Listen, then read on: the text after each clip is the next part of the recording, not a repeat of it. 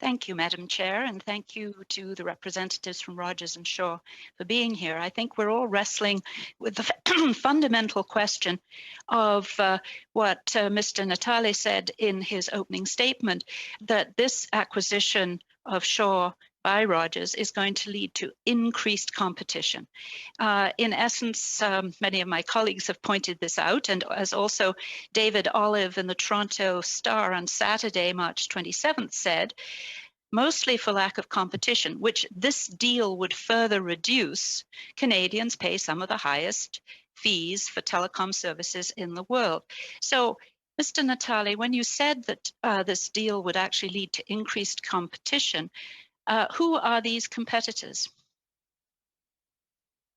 Well, first of all, MP Jacek, I would say that I'd be happy to submit to you the OECD reports, the Wall report, and the Monitoring report that all say that Canada fares very well with respect to the other 37 countries in the OECD, and we're right in the middle of the pack with respect to affordability and pricing.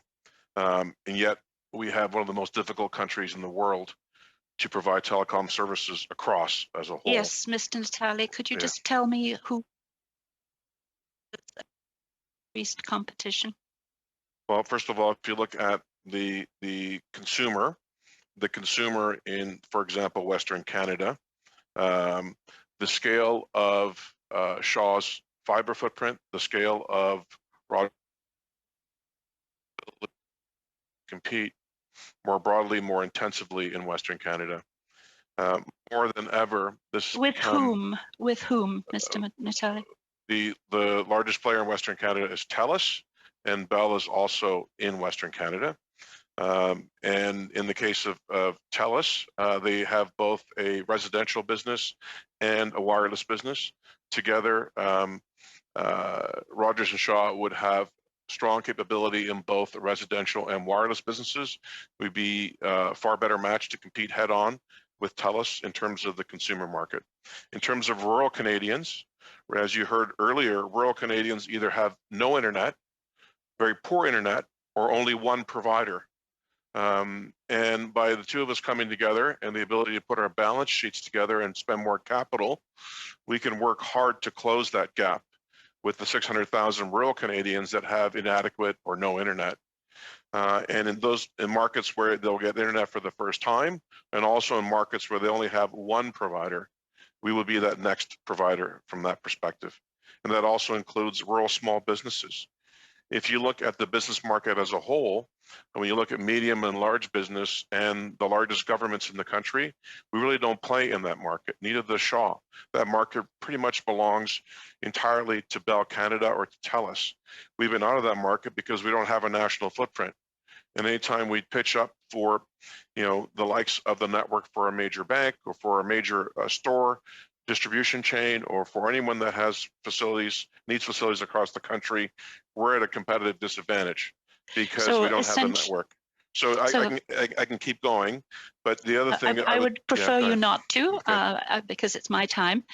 So you're not talking about any potential new entrants. You're still talking Bell, TELUS, and the reconfigured Rogers. I would say that if you look at last year, MP Jacek, last year, 4.2 million Canadians changed their wireless provider. 90% of them moved to one of the three large national players. That says that there's a very competitively intensive market in Canada, in all markets across the country, and that it's not going to be lessened because of this change. If anything, it will be intensified. I would tell you that last year there were over 1,000 price changes in the market, driven by any number of the players, driven by the large national players. And every week, people are fighting hammer and tong for that next customer, especially as immigration in Canada has been lessened through the COVID period. We haven't had the same number of customers to try to attract.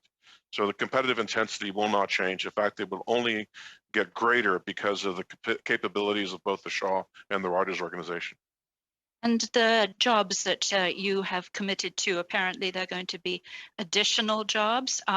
Won't it simply be that Shaw employees are relabeled as Rogers employees? Where do these extra jobs come in? These extra jobs come with the fact that we need to grow our business to expand into rural Canada, to deploy 5G, and these are net new jobs.